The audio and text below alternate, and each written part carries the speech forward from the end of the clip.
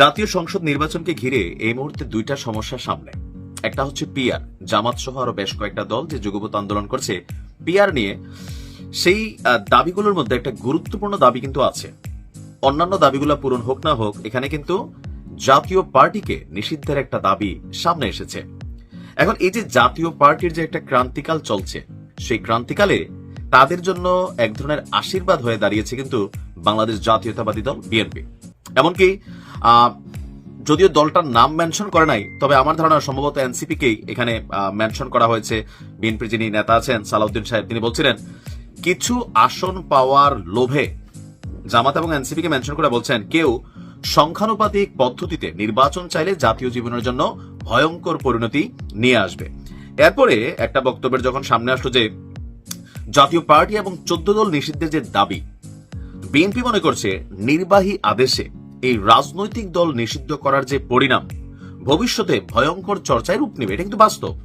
BNP কথা কেন বলছে যে ধরেন একটা দল বাংলাদেশে কখনো টানা ক্ষমতায় থাকে না, আওয়ামী লীগ এদেশ থেকে নাই হয়ে যাবে, এটা আসলে বিএনপিও বিশ্বাস করে না, জামাতও করে না। এখন যেটা সেটা হচ্ছে রাজনৈতিক প্রভাব প্রতিপত্তি বা সরকারে যারা আছেন তাদের মাধ্যমে কিছু কাজ আইন করা যাবে, কিন্তু পরবর্তী সময় এগুলা থাকবে না, টিকবে না। এরপরে যখন আবার আওয়ামী লীগ আসবে তো তারাও তো অনেককে নির্বাহী আদেশে এরকম নাই করে দেবে। এখন জামাত কেন চাইছে? জামাতকে কিন্তু আওয়ামী লীগ টেকনিক্যালি নির্বাহী আদেশ দিয়ে কিন্তু জামাতকেও নিষিদ্ধ করে ফেলছিল। তো জামাত কি রাজনীতি করতেছে না? তাদের জনপ্রিয়তা কি কমে গেছে? কমে যায় নাই, বরঞ্চ অতীতের তুলনায় শক্তভাবে এখন কিন্তু তারা রাষ্ট্র ক্ষমতায় যাওয়ার জন্য প্রস্তুতি নিয়েছে এবং কি মোটামুটি তাদের জয় জয়কারও আছে। তো বিএনপি মনে করছে যে এই মুহূর্তে এরকম নির্বাহী আদেশে রাজনৈতিক দল নিষিদ্ধ যদি করা হয় তাহলে ভবিষ্যতে সেটা খারাপ হবে। আর নির্বাহী আদেশে যদি রাজনৈতিক নিষিদ্ধ করতে যায় রাজনৈতিক দলগুলোকে, তাহলে আওয়ামী লীগের সাথে যুক্ত 28টি দলকেই নির্বাচনে কিন্তু নিষিদ্ধ করতে হবে। তাহলে নির্বাচন কাদের নিয়ে হবে? এটার উদ্দেশ্য এমন হতে পারে যে নিজেদের অতিরিক্ত সুবিধা নিতে আন্দোলনকারীরা আরো দলের নিষিদ্ধের দাবি জানাচ্ছে। এতে জাতীয় ঐক্য বিনষ্ট হবে আর এই সূত্র ধরে আওয়ামী লীগ সুযোগ পাবে। তো বিএনপির স্ট্যান্ড কি? নির্বাহী আদেশে রাজনৈতিক দলের নিষিদ্ধ চায় না বিএনপি এবং এই বিষয়ে বিচার প্রক্রিয়া নির্ধারণ করা উচিত।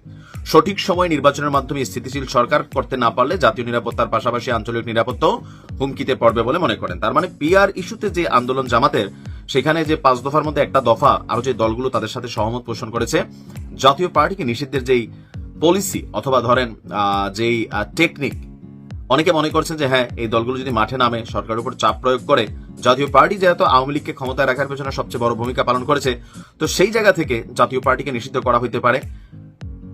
তো এই ক্রান্তি লগ্নে জাতীয় পার্টির বিএনপির এই সাপোর্টটা তাদের জন্য মেঘ না চাইতে অনেকটা বৃষ্টির মতন। কিন্তু তো দেখা যাক আসলে কি ঘটে। রাজনৈতিক পরিস্থিতি খুব দ্রুত পরিবর্তন হচ্ছে।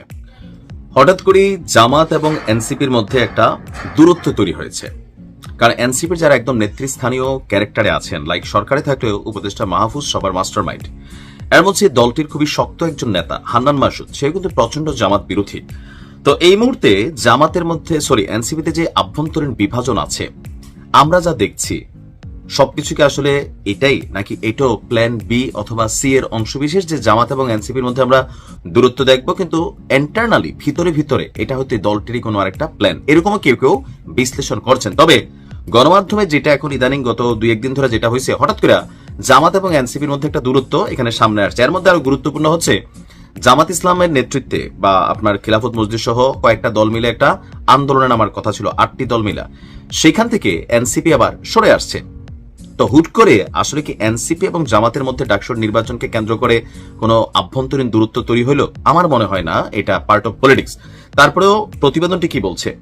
আগামী নির্বাচন এবং সংস্কার ইস্যুতে জামাত ইসলামী ও জাতীয় নাগরিক পার্টি এনসিপির মধ্যে এক ধরনের ঐকমত্য দেখা গিয়েছিল, কিন্তু সম্প্রতি এই দুটি দলের মধ্যে টানাপোড়েন বা দূরত্ব লক্ষ্য করা যাচ্ছে। এখন কারা করতেছে দূরত্ব এই লক্ষ্য, সেটাও একটা প্রশ্ন। বিশেষ করে জুলাই সনদ বাস্তবায়ন এবং পিআর পদ্ধতিতে সংসদ নির্বাচন সহ বিভিন্ন দাবিতে জামাত, এনসিপি, খেলাফত ইসলাম সহ যে 8টি দলের আন্দোলনের কথা ছিল, ইতিমধ্যে বাকিরা কর্মসূচি ঘোষণা করলেও সেখানে এনসিপি নাই। গত কয়েক মাস ধরে জামাত এবং এনসিপির মধ্যে এক ধরনের ঐকমত্য ছিল, কিন্তু হঠাৎ জামায়াত এবং এনসিপির মধ্যে কেন এই টানাপোড়েন, এটা নিয়েও নানান প্রশ্ন কিন্তু মার্কেটে আলোচিত হচ্ছে। এনসিপির কেন্দ্রীয় কমিটির কয়েকজন নেতা এবং দলটির ঘনিষ্ঠ সূত্রগুলো বলছে নির্বাচন সংস্কার সহ বেশ কিছু ইস্যুতে বর্তমানে এনসিপির মধ্যে দুইটি স্পষ্ট ধারাও তৈরি হয়েছে, কোনোটা জামাত ঘেঁষা, কোনোটা আবার এর বাহিরে। যে কারণে এখনই জামাতের সাথে নির্বাচনী সমঝোতা দিতে এনসিপির আপত্তিও রয়েছে। অন্যদিকে সংস্কার নিয়ে জামাতের কিছু দাবির সাথে আবার এনসিপির মতো পার্থক্য আছে, আর এই কারণেই জামাতের সঙ্গে যুগপৎ আন্দোলনে এনসিপি যাচ্ছে না। এনসিপির সিনিয়র যুগ্ম আহ্বায়ক আরিফুল ইসলাম বলছেন যে সংস্কারের সব দাবিতে একমত না হওয়া এবং নির্বাচনী জোট হওয়া নিয়ে নানা অস্পষ্টতা থাকায় আপাতত জামাতের সাথে জোট নিয়ে তেমন কোনো সিদ্ধান্ত নেয়নি এনসিপি। জুলাই সনদ নিয়ে এখানে একটা মত পার্থক্য আছে বড় ধরনের। নির্বাচনী সমঝোতায়ও একটা আপত্তি আছে যে ভোটের আগে বিএনপি বিরোধী বৃহত্তর রাজনৈতিক সমঝোতার জন্য জামাত যেটা চেষ্টা করতেছে ইসলামী দলগুলোকে নিয়ে, এনসিপি কে আসলে নিজেদেরকে ধরেন ইসলামপন্থী কোন রাজনৈতিক দল হিসাবে আসলে এই মুহূর্তে ভাইব খাওয়াইতে চাচ্ছে কিনা। আর এটা তো সম্ভব না। এখানে ওই যে কি একটা ছেলে আছে না নীলার সাথে ঘটনা নিয়ে, সারওয়ার তুষার, তো জামাত তো এগুলোকে জীবনও প্রমোট করতেন, এনসিপি তো এগুলোতে কোথাও না কোথাও ধরেন বিষয়টাকে আন্ডার এস্টিমেট করে গেছে, এগুলো মানুষের মধ্যে বিতর্ক তৈরি করে ফেলছে। এর পাশাপাশি এখানে আরো বলা হচ্ছে যে জামায়াত ইস্যুতেও মতবিরোধ আছে, যেমন সম্প্রতি ডাকসু এবং জাকসুর কেন্দ্রীয় ছাত্র সংসদ নির্বাচনের ফলাফলে এনসিপির সমমনা ছাত্র সংগঠন বাকচাষের যে ফল বিপর্যয়, সেটাও কিন্তু একটা প্রভাব তৈরি করতেছে, দুই দলের মধ্যে হিংসার জায়গাও তৈরি করতেছে। যে এনসিপি আগে ভাবতো যে জামাতকে কন্ট্রোল করে, বা সবাই ভাবতো, কিন্তু এখন জামাত যে আসলে এনসিপি কে কন্ট্রোল করে, অথবা এনসিপির আপনি দেখেন একদম জামাতের সাপোর্ট ছাড়া এনসিপির কিন্তু অস্তিত্ব নাই। এই কথাটা আপনি মানেন আর না মানেন, এটা বাংলাদেশের মানুষ বলছে। কেননা 5ই আগস্ট পরবর্তী যতগুলা জমায়েত সমাবেশ আমরা দেখছি, বড় মাপের কোনো কিছু আদায় করা, আওয়ামী লীগ নিষিদ্ধ যেটাই করছে সব কিছুতে এনসিপির পিছনে ঢাল হইয়া দাঁড়াইছিল কিন্তু জামাত এবং ছাত্র শিবির।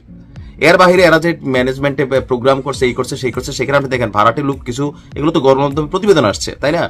ওইরকম কিন্তু কোনো কিছু আদায় করতে পারে না। যেখানে জামাত সাপোর্ট দিচ্ছে না সেখানে এনসিপি ব্যর্থ হচ্ছে।